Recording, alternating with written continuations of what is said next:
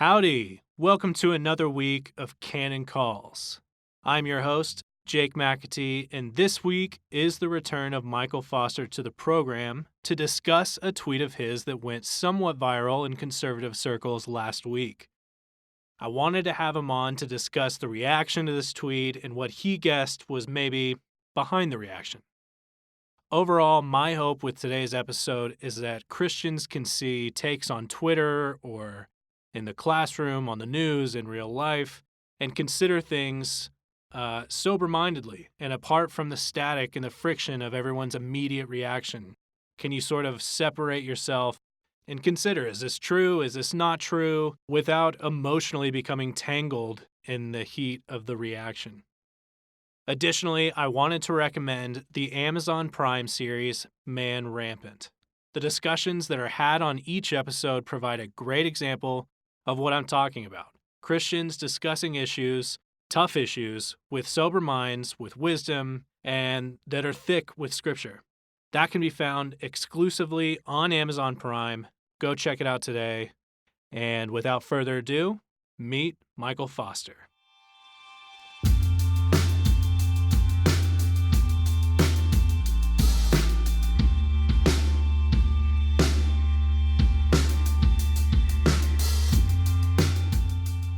Alrighty, welcome to another week of Canon Calls.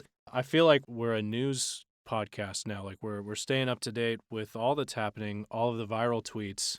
And this week in particular is a tweet from @ThisIsFoster, a friend of the program, Michael Foster. Thanks for hanging out, dude. Hey, I'm glad to be on again. So we're a couple days out.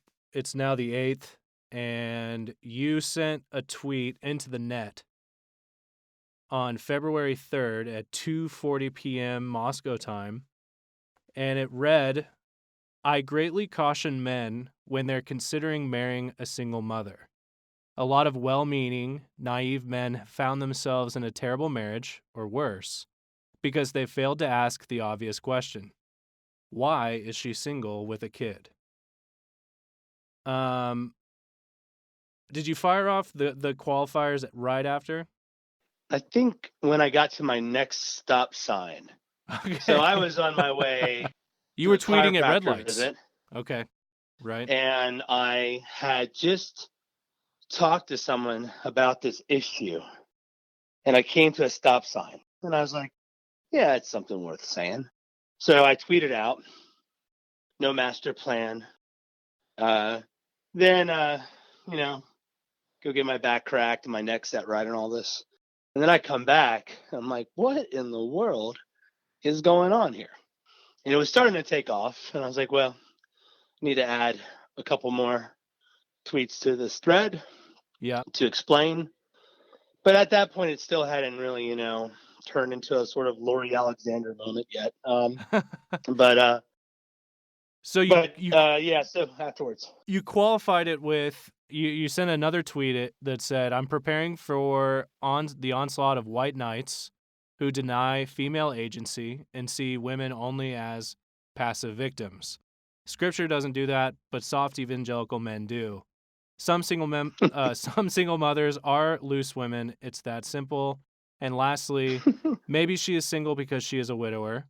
Maybe she's legitimately divorced from her husband. Maybe she made some terrible, wicked decisions when she was younger, and she isn't that same person anymore. Maybe. But maybe she's a harlot and still makes terribly wicked choices." So, as someone who pays attention online for Canon, I saw this tweet go, and then I saw your qualifiers, but then I came back later, and I saw a ton of blue check marks that I'm vaguely familiar with, dunking on you. It was a bloodbath. A bloodbath of Rand Paul's chief strategist got into it. So I think you expected shots from the other side of the line, at least the ideological line, those far more liberal people that wouldn't like you regardless of your tweet. But what was surprising though was how much on our side of the line, the conservative evangelical side of the line, that lost their mind. I mean, like, just really dunked all over you for like a couple days. Yeah, it's still going on a little bit. I mean, I hate to disappoint them, but of the 12,000 comments and 1,000 direct messages, I've looked at maybe 100th. I mean, Yeah. I haven't had the time, but I saw some guys I like actually, um, criticizing it, and I'm just thinking, did you read it? And I think we're at a point now when a crowd gets so outraged, people just start to believe the crowd.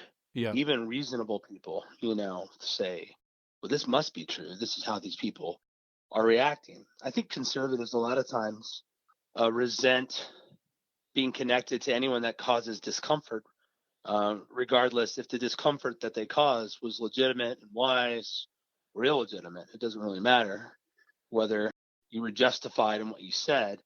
The fact is, you're making us look bad, man, and we want to be reasonable, acceptable people to the masses. And you are dragging this down, sir. You mentioned even in the tweet you were preparing for white knights. Can you tell me what your definition of white knights is? Sure. Now, when I said onslaught, The onslaught of white I'm knights. not Yeah. I'm not a charismatic. I am not a cessationist, and I don't know how I I was moving in the prophetic there for somehow. I meant I meant 30 people. Sure. I don't know what I was Right. thinking. White knights. So the good picture is just the idea of a knight that rushes to help those in need, in particular, maiden in distress. And in our culture, suggesting that a woman has done anything wrong or is at fault for anything is a no-no, and men will rush in and say, "Well, come defend," regardless, right? Regardless of what they've done or said. So I knew that me saying that there may be uh, the single mother might be in her situation because of bad decisions and even sinful decisions and even wicked, very wicked sexual sins is something that white knights, men that want to prove that they're good men by defending women regardless of the reality of the situation, I knew that some of those guys would show up. Right. But I mean, they showed up in full force. Yeah. So that's my definition is of you can go, there's a great Freedom Tunes is a YouTube channel a friend of mine runs, and you can just type in what white knights really think and you'll see his humorous video. But these are guys that will, I'm at your service, my lady. They'll come in and defend women regardless of the situation. So Yeah, why is it beyond discourse? Like, even if we just threw this situation up into the platonic, or just, we're watching the game film here. Why is it that it's just beyond discourse to even think about? man, there's a lot of parts to that. I mean, probably the biggest part to it is that we're living in a broken society. Families are broken down. Fatherlessness is at an all-time height. Marriage rates are down. Divorce rates are pretty high. People are growing up in blended families more and more, and things are jacked up. And so anything that criticizes a non-natural family is going to be a point of contention. It's going to be a sore spot for a lot of people because it's much easier to normalize brokenness as a means to deal with it than to deal with it frankly. And so divorce and remarriage is not natural. Even someone dying, a spouse dying, that's not natural. Right? That's not the original design. Right. One man, one woman producing natural children forever and ever and ever to the glory of God. That's the design. Right. And anything that goes against that design has consequences. And so we have a lot of people that are being raised in single parent families, in particular, female or mothers raising these families. And no doubt these mothers are working very hard in many cases. They, they didn't have an abortion and they did keep their kids and the state hasn't taken them away and they're working hard. People grow up in these families and say, how dare you say there's anything wrong with the family I came from? And of course, I would say, obviously, we don't want all mothers to be single mothers, right? Right. That's not the ideal. And moreover, I didn't say there was anything wrong with a single mother per se. It was cautioning men from going in and marrying them because men have a natural inclination to rush in and help those in need. It's a God-given inclination to protect and provide. And when a man sees a woman with a child or children, he sees someone in need and he's going to want to get involved and help. Now, that help's good. Doesn't necessarily mean he should marry her.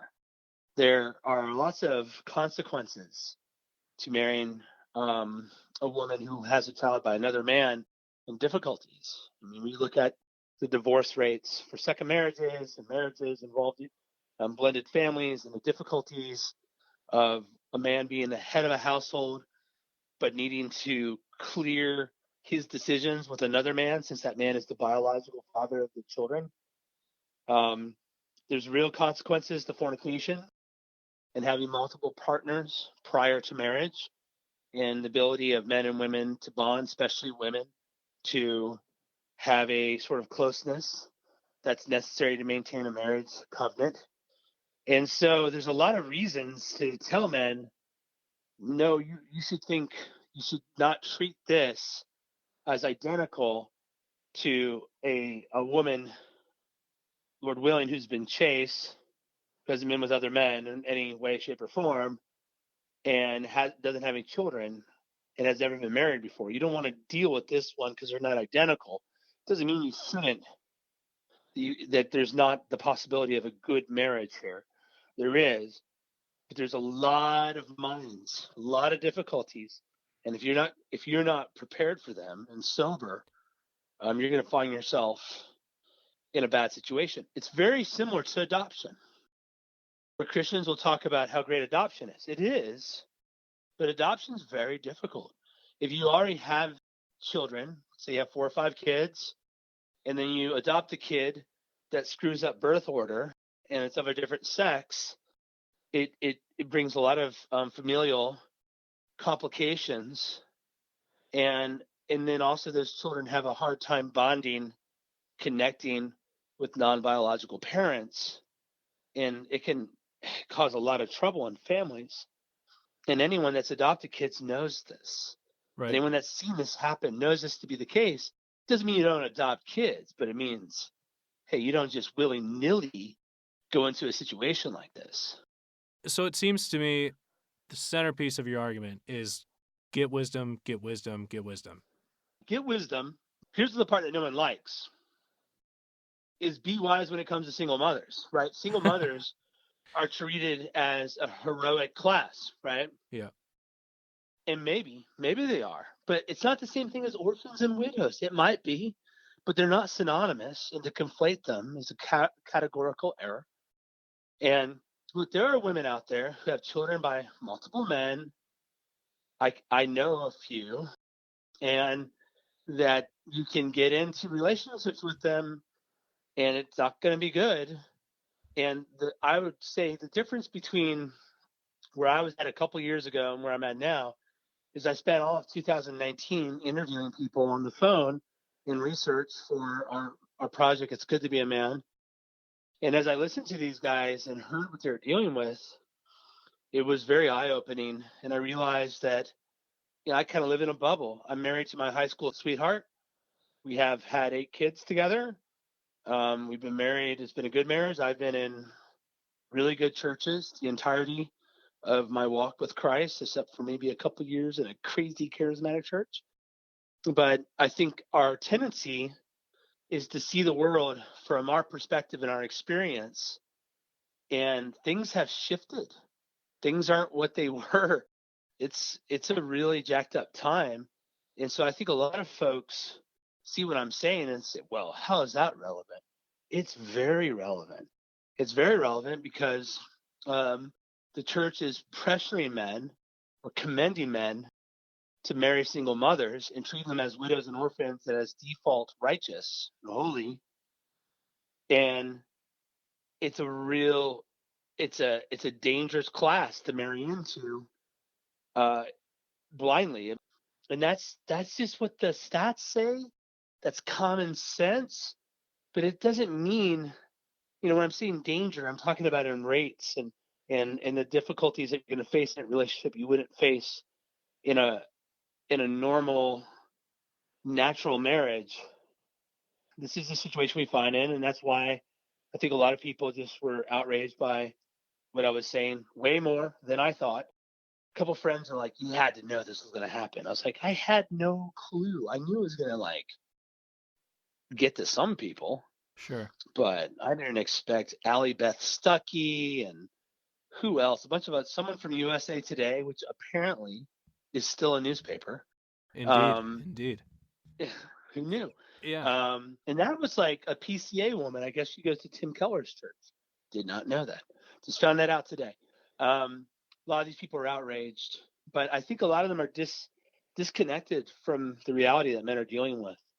And it's not good for women either to marry some guy that comes in as a hero and is not sober about what he's going to be up against. A lot of times single mothers are very protective of their kids. They're very provision oriented. They'll marry men because they see him as a good provider, not always because they're deeply attracted to him physically.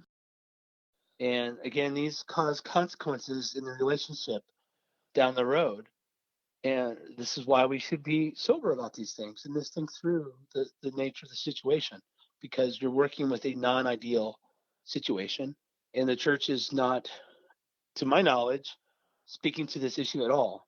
It's not the centerpiece of my ministry, that's for certain, but I do talk to a lot of men who are trying to get married. So it is something that I do speak to from time to time. I think we may have talked about this the first time you were on. It's certainly a component of much of what Aaron Wren has written about, and he came on. He did a Man Rampant episode here in Moscow with Doug about the sins of Christian women, and kind of talked about how often, whether it's like Mother's Day sermons versus Father's Day sermons, there's a lot that fathers got to work on, and then with the Mother's Day sermons, there's not much in terms of like, here's where we got to pick it up, ladies. It's more just, like some of the hero rhetoric. Commending them for their sacrifice. Yeah, the hero rhetoric you've already mentioned. It seems like a conservative guy problem. Is it that we're ill-equipped? Is it we don't know? We can't see the sins of women? What is it that this is just off the table for discussion? One is that Christianity does skew feminine right now. So the feminine is seen as more holy than the masculine. And I think that's because a misunderstanding of what it means to be weak, or weak in the sense that you have to depend on God. Right. Meek. That like strength and taking and conquest is associated, war language is associated with sin, right? Those are masculine things. So I think a lot of men that are dialed in to the evangelical culture start to skew more feminine and see that as more holy. And I know that when I was in a church, I remember once in my life, I'm going to test the limits of Canon calls right now. Here we go. I wanted to be in leadership, so I was trying to adopt their culture and fit in. And my wife said, I don't like it. I don't like it. It's like they took your balls from you. And that was my meek, lovely, and not brash wife. And I was trying to adopt this sort of quiet affect. And would you say winsome? like the sort of guy. Well, anytime someone talks to you like, home. This whole thing is it's just like not natural. And so I think that's kind of the background. There's other aspects to it where we don't talk about female sexual sins, and we talk about male sexual sins like ad nauseum. When it comes to pornography, I mean, pornography is terrible, right? I'm not trying to lessen that. It is terrible. We don't talk about, the sort of dark fantasies that women have. I mean, there's 55 million. What is it? 55 million copies of the what's that?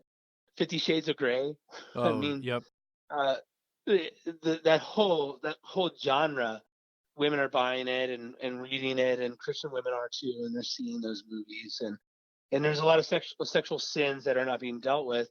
So I just think men feel they hate their sins. They hate that they looked at pornography. They hate that they're not fitting in the culture, and they want the culture of the church, and they want to.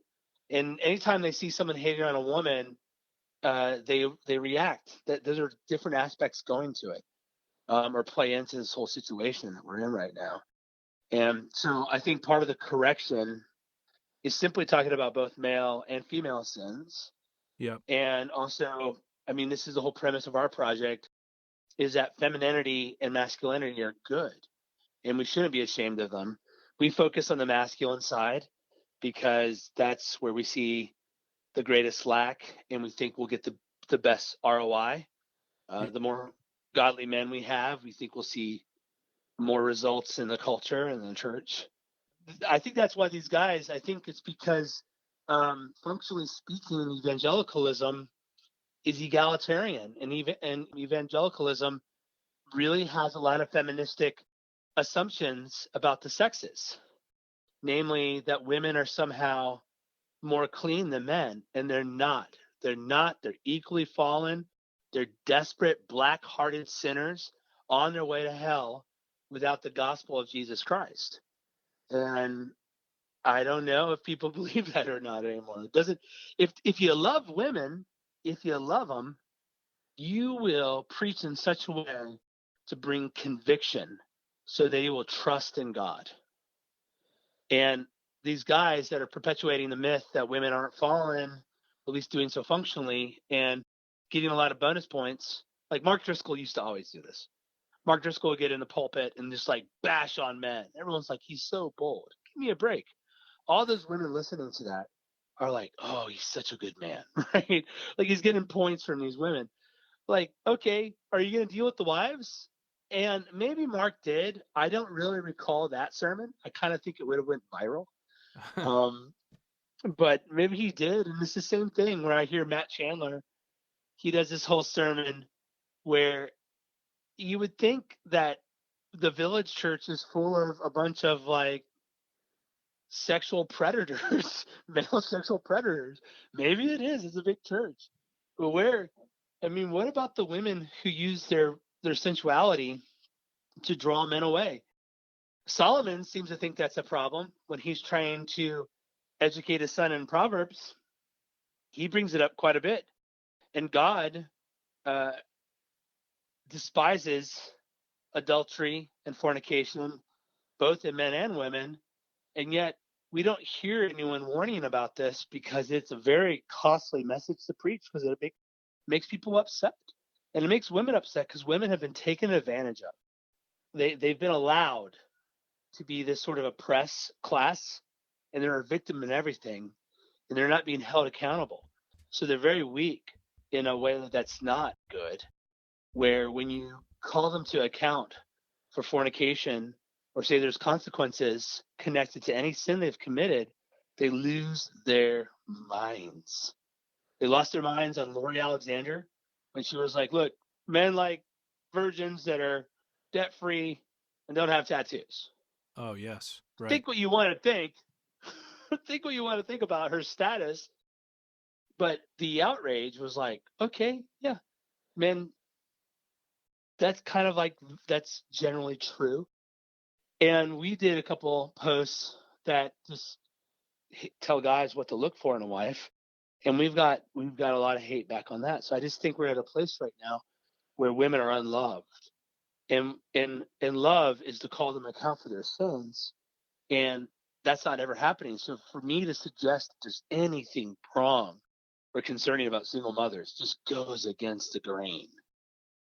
Way more than I expected, but I think those are some of the factors involved in this. It just seems like a cowardice in general. Two more questions. Well, I have three more, but two more. Sure. Is there anybody that you've talked to that actually came out on the other side saying, like, I get it, I agree with you now? Did you have any of those situations? My DMs, I have not gone through all of them yet. I was really blessed to work 50 hours this week and have the flu. So Okay. I just didn't really pay attention to it. But as I went through my DMs, I did get several messages from single mothers saying, no, you're right. And I'm glad someone's saying this and telling me about their situations and about the weird guys they've dealt with, guys that don't really understand the complexities of coming into that relationship, which was very encouraging to me. And I did another podcast with some guys, Matt Williams and Adam Robles. And after that podcast, people messaged me and said, "Oh, I understand what you're saying now. I hated what you had to say at first." So I've seen some positive feedback. I That's mean, good. the negative feedback certainly was pretty epic. And loud. It was definitely loud. Is there anywhere that you would send folks if they wanted to know more about this or that? Is there anything you would say, like, hey, go check that out? Is there anything you'd point folks to? I mean, you want to see what's going on. You want to see what's up.